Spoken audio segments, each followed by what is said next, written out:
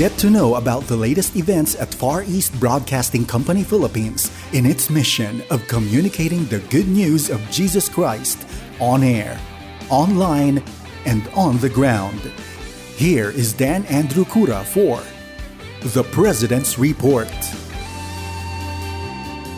In this time of the year, Christians around the world are observing Holy Week. We commemorate the events that unfolded over 2,000 years ago during the last week of Jesus' life, which culminates with the celebration of his resurrection. Some traditions involve practices like fasting, prayer vigils, and dramatic presentations of the Passion of the Christ, to name a few.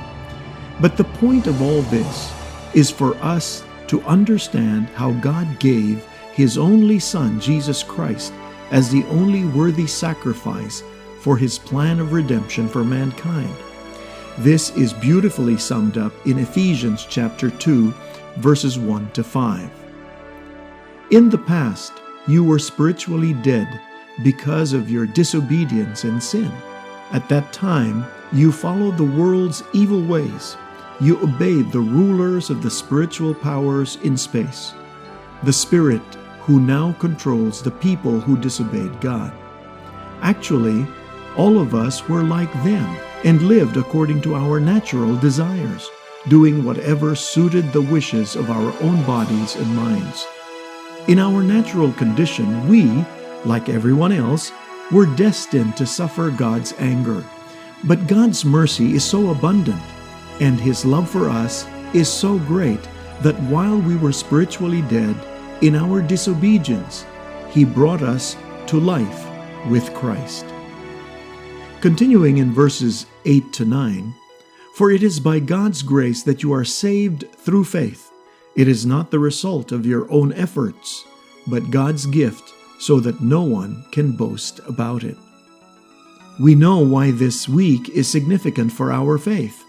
But sometimes we forget that it is not only for the sake of Christians that the Lord gave His life, but for all sinners. So this Holy Week, let us not only remember, but exercise the self-sacrificial love that Jesus Christ showed us. It doesn't mean we should carry a heavy wooden cross up a hill and be crucified like Him. Nor does it mean depriving ourselves of food and things we enjoy. Rather, it is when we offer our bodies as a living sacrifice, holy and pleasing to God, based on Romans chapter 12, verse 1. Having a healthy body, mind, and spirit makes us better equipped to worship God and serve others.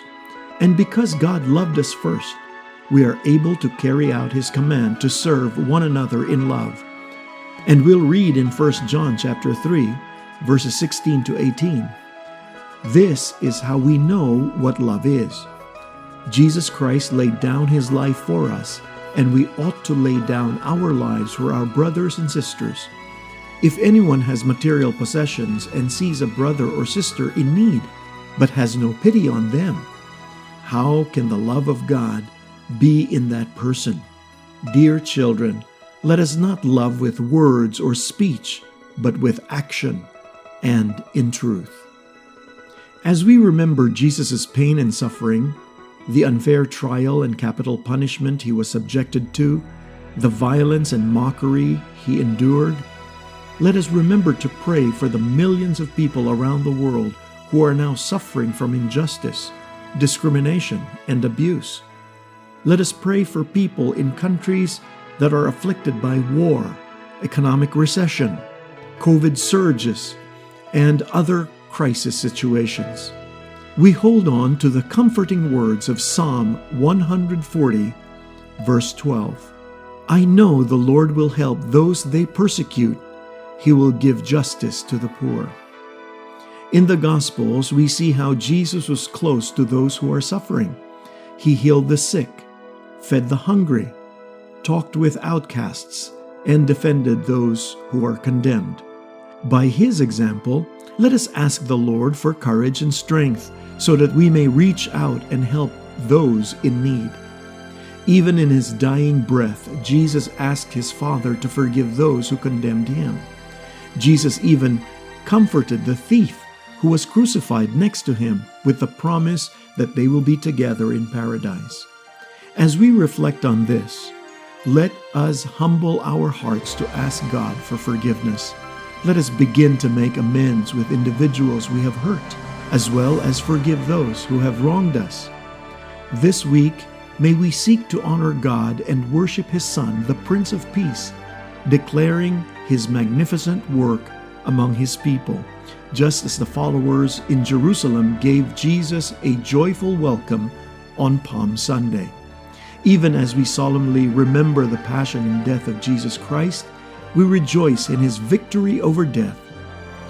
Holy Week is not so much about the traditions and not even the things we sacrifice. It is all about God's love and grace that we receive through Jesus Christ. Because of this, we have hope for this life and what comes next. One day, what God began will all come to pass.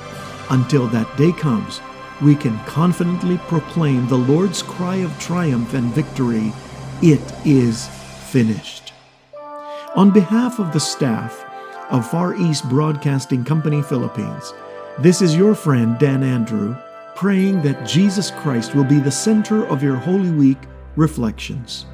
As always, do stay safe, and God richly bless you.